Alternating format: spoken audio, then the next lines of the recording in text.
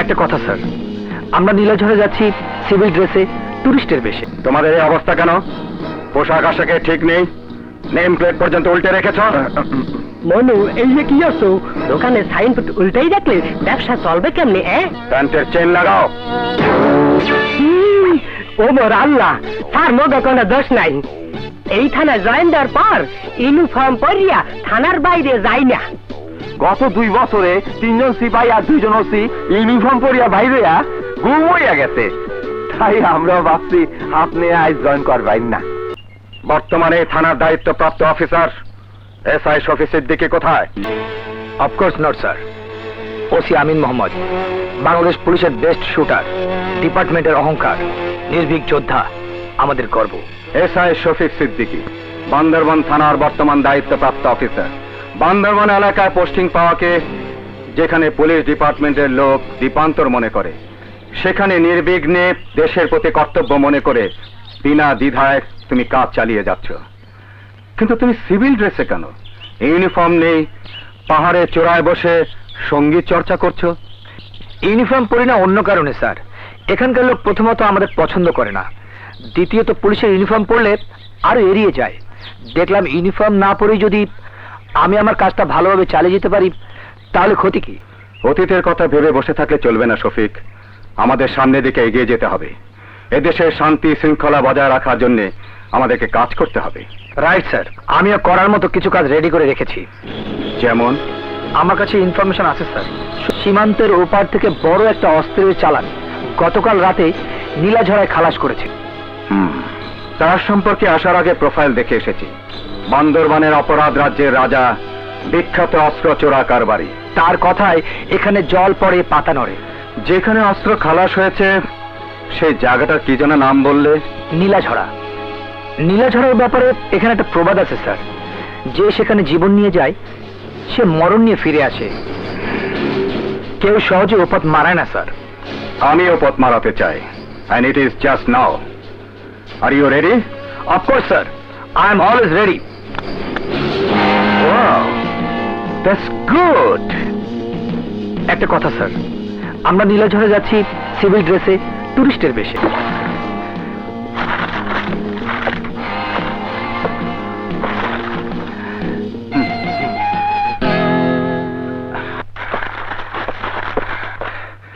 একতারা বাজাইও না ডিডিং ডিডিং ডিডিং, দোতারা বাজাইও না ডিডিং ডিডিং ডিডিং। বাচ্চা গল রাস্য হাসি মুখর ব্যাংকু দাঁত ভান্ডি আলাইম। আর নাম জব্বর রহিঙ্গ। তোরা ন জানো, তোরা ন জানো, তোরা করে আইসাও এই নীলাঝড়া যারা একবার আইসে এ তারা আর মার বুকত ফিরি না যায়, না যায়। এতটুকু নাতির কান্না তুমি দেখছি কিছুতেই থামাতে পারছো না। ঠিক বলেছো গিন্নি, পুলিশের চাকরি থেকে অবসর নেওয়ার পর কত বড় বড় ঝামেলা সামলেছি, কিন্তু এই পিচ্ছি নাতনিটার কান্না সামলাতে পারছি না। এবার বোঝো মায়েরা কত কষ্ট সয়ে সন্তানদের মানুষ করে। আসলে খিদে পেয়েছে। ও হ্যাঁ। বৌমা, বৌমা, জি মা, সুখী কাঁদছে। বাংলাদেশে এমন সুন্দর স্বাস্থ্যকর জায়গা থাকতে মানুষ কেন যে সিঙ্গাপুর ব্যাংকক যায় বুঝি না। বুঝলে বাবা, আমরা ভেবেছি যে কদিন এখানে আছি হ্যাঁ। সুখীকে নিয়ে এ পাহাড় সে পাহাড় ঘুরে বেড়াবো, খুব মজা করবো। যে কদিন আছো মানে? তোমাদের যেতে দিচ্ছে কে? ফিরতে এত দেরি করলে যে? আর বলো না, সারাদিন কাজে খুব ধকল গেছে। মেয়ের কাণ্ড দেখেছেন মা? আর সারাদিন কান্না করেছে, ঠিক মতো খায়নি, ঘুমায়নি, আর বাবার কোলে উঠে মুখ হাসিতে ভরে গেল। দাও ওকে আমার কোলে দিয়ে তুমি ফ্রেশ হয়ে নাও, তোমার জন্য বাবা মা এখনো খায়নি। বলো কি? তোমরা কিন্তু এটা ঠিক করনি, তোমাদের অবশ্যই খেয়ে নেওয়া উচিত ছিল। চলো চলো জলদি চলো। আমি তো ভেবেছি বাড়ি গোছ গাছের ঝামেলা আজ বোধহয় রান্নাই হয়নি। যে রাধে সে চুলও বাঁধে। স্যার, শফিক বলছি, কারা যেন থানায় এটা করেছে। শফিক, আমি আসছি।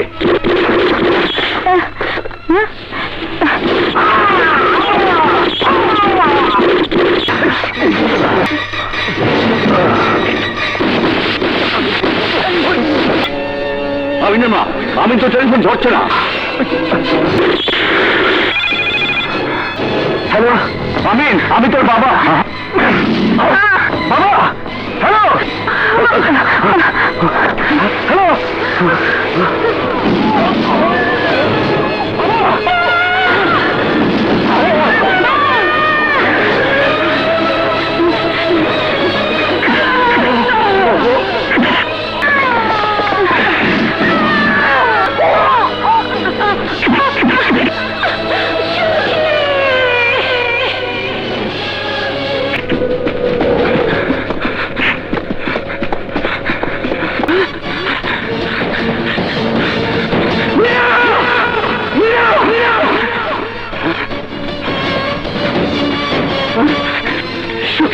পুলিশ, আরে তুই না জানোস, আজ তোরে জানি। তোর মা, বাবা, বউ, বাচ্চা পেট্রোলেরাই নিজের হাতে খতম করে দি। অন্তরে আয় ওরে বাচ্চা, তুই আমার সবকিছু শেষ করে দিয়েছিস। আমিও তোকে বসতে দেবো না, বসতে দেবো না। বস, আমাকে যখন ওএসডি করা হয়েছে তখন আপনার নিশ্চয়ই চাকরি নেই, তাই না? বস, আমি সিদ্ধান্ত নিয়েছি চাকরি আর করব না। যেখানে সততার মূল্য নেই, যেখানে আপনি নেই, সেখানে আমিও নেই। আপনি এখন কি করবেন বস? শফিক, এখন আমার আর কোনো পিছুটান নেই। তারপরও আমার বেদনাময় স্মৃতিরা আমাকে কোথায় তাড়িয়ে নিয়ে যায় জানি না। জানো শফিক, সারা জীবন আমি যাদেরকে এই বুকের মধ্যে জড়িয়ে রাখার আপ্রাণ চেষ্টা করেছি, তারাই আমাকে একলা ফেলে চলে গেছে। সরি বস, আপনাকে কষ্ট দিলাম। তবে আজ থেকে আপনি আর একলা নন, আমি আপনার ছোট ভাই। আমি যতদিন বেঁচে থাকবো নিজ উদ্যোগে আপনার সঙ্গে যোগাযোগ রাখবো। হ্যাঁ। Oh, darling, I like you. I love you.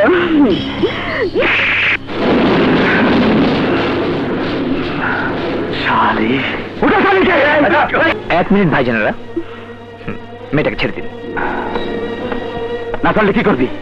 এই, এই কি করবি? মারামারি।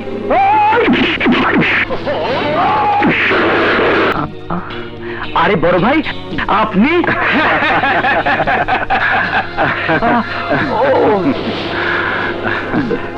বড় ভাই, আমি খুব খুশি হয়েছি, আমি খুব খুশি হয়েছি। ছোট ভাইটাকে তুমি সাড়া দিয়েছো। থ্যাংক ইউ বড় ভাই, thank you.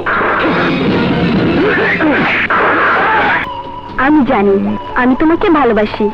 Mallick, meet it my big brother. যার জন্য আমি এখনো বেঁচে আছি, যার জন্য এই বুকে এখনো পরাণ পাখিটা ধুক ধুক করছে। শফিক, আমি অতীত ভুলতে চাই, কিন্তু আমি অতীত মনে রাখতে চাই। শফিক, যেদিন থেকে আমার স্ত্রী, সন্তান আর পিতামাতাকে হারিয়েছি, সেদিন থেকে আমার জীবনের অর্থ, বৃত্ত, নারী, বাড়ি, গাড়ি, এই প্রয়োজনগুলো ফুরিয়ে গেছে। এখন শুধু বেঁচে থাকার জন্যই বেঁচে থাকা।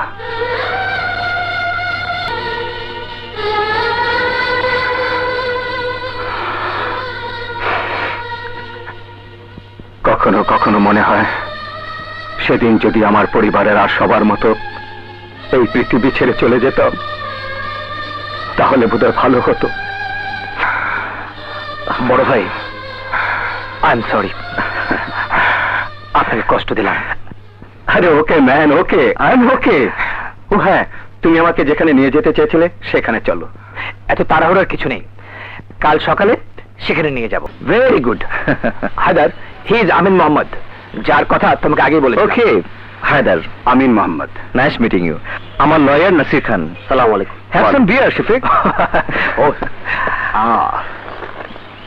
মিস্টার আমিন, আপনার প্রোফাইল আমি দেখেছি। যদি আপনি দায়িত্ব নেন তাহলে খুশি হব।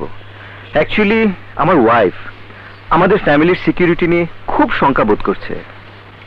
ওকে, আপনাকে একটা কোশ্চেন করি। ধরুন কেউ আমাকে আক্রমণ করেছে, তাহলে আপনি কি করবেন? যে আক্রমণ করবে হয় সে মরবে, না হয় আমি। That's good. আসলেই আপনি সাহসী। আপনি এক কাজ করুন, কাল সকালে আমাদের বাসায় চলে আসুন। আমার ওয়াইফের সঙ্গে আলাপ করে will final everything. Mister Amin, she is my beloved wife. আর নার্গিস, উনি হচ্ছেন মিস্টার আমিন মোহাম্মদ। বডিগার্ড হিসেবে ওনাকে আমার পছন্দ হয়েছে। বাকিটা আজ ফাইনাল করবে তুমি। Talk to him. আপনার অনেক প্রশংসা শুনেছি হায়দারের মুখে। আমরা খুব দুশ্চিন্তার মধ্যে আছি। চারিদিকে যে অবস্থা কি আর বলবো। মানুষের জীবনে অর্থ, বিত্ত, ধন সম্পদের প্রয়োজন আছে, কিন্তু সেটা যেন এখন অশান্তি ও মৃত্যুর কারণ হয়ে দাঁড়িয়েছে। আর সে ভয়েই আমরা এখন বডিগার্ড রাখার সিদ্ধান্ত নিয়েছি। আপনাদের দুজনের মধ্যে কার সঙ্গে বডিগার্ড হিসেবে থাকতে হবে? ও, তুমি মিস্টার আমিনকে কিছুই করে বলনি? না, আসলে আমি ভুলে গেছিলাম। না না, আমাদের কারোর সাথে আপনার থাকতে হবে না।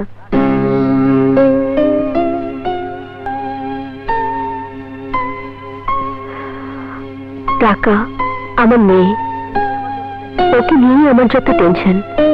ভয় হয় কখন কারা যেন ওকে কিডন্যাপ করে নিয়ে যায়, কিংবা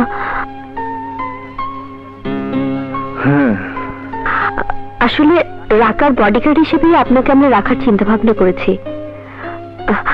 রাকা, রাকা, রাকা, আসছি আম্মা।